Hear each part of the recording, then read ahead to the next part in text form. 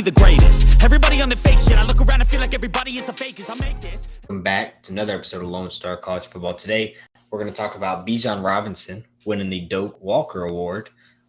Interesting change of events as he did not get invited to New York for the Heisman Finalist, but does end up winning the Doak Walker, which is important for him. Don't get me wrong. As a Texas fan, we love to see players on our team get awarded for them playing as great as he did. When you look at the other running backs, because Bijan finished 5th in the country for rushing yards, and when you look at the other 4 ahead of him, people often wonder, well, why didn't they win?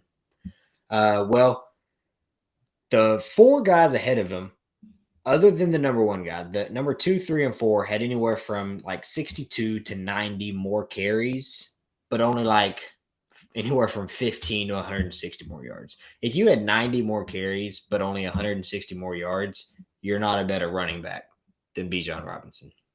With the exception of the number 1 running back, Dwayne McBride, who had 233 attempts for 1,713 yards. He averaged 7.4 yards per carry, while Bijan, on the other hand, was 258 attempts, 1,580 yards at 6.1 yards per carry. The difference is Bijan's in a Power 5 conference. We played ranked opponents, while Dwayne McBride played for UAB. They played LSU. They got curb stomped by LSU. And then the only common opponent was UTSA, who they lost to 44 to like 38.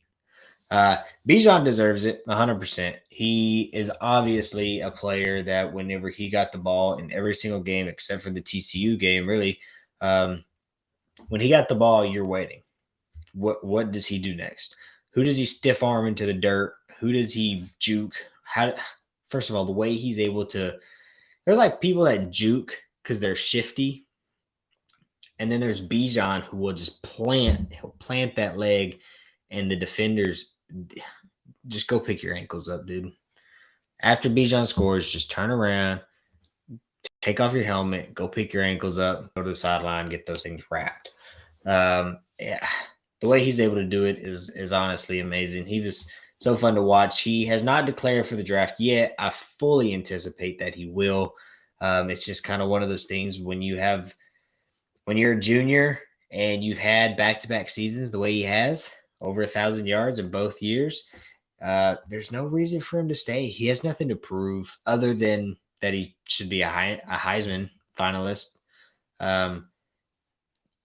Man, Bijan, if he didn't have that one game against TCU, he had 29 yards in that game. If he had another 100 yards, he'd be sitting at almost 1,700 yards. And I don't know if they could keep him out. If that was the case, man, he probably would have had more than 7. He'd probably be almost 1,800.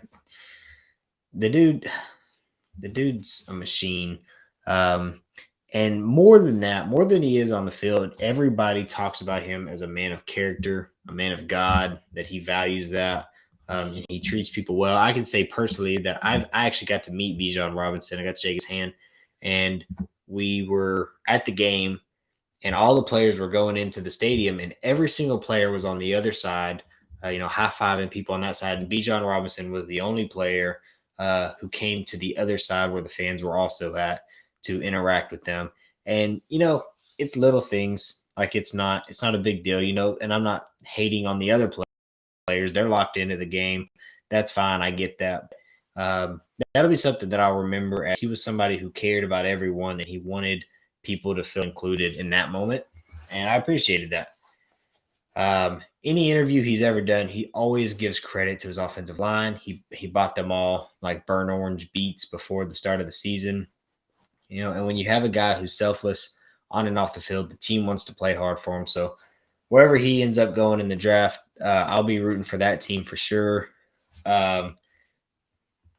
He got snubbed, and that's okay. I don't think he's too worried about it. I'm sure he wanted to be there, but he's got bigger and better things ahead of him. So doubtful that we'll get to watch him in the game that we have against Washington on December 29th for the Alamo Bowl in San Antonio. But it's all right. It was fun watching him this year. He had a great year.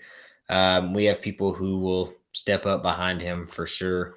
and do their best to fill that role. So with that being said, if y'all made it this far, it's a shorter video, but I do appreciate y'all watching. And do us a favor, like the video, subscribe to the channel.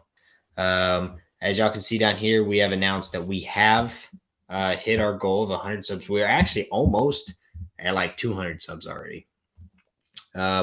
So please join us if you don't mind, and we will be announcing. It's not too late if you subscribe before we pick a winner for away. It's a $25 giveaway. I know it's not a lot, but we're a small channel. Give us a break. You're still entered as long as you're subscribed before we do the little random generator thing. Then you are entered to win. So appreciate y'all rocking with us. Welcome.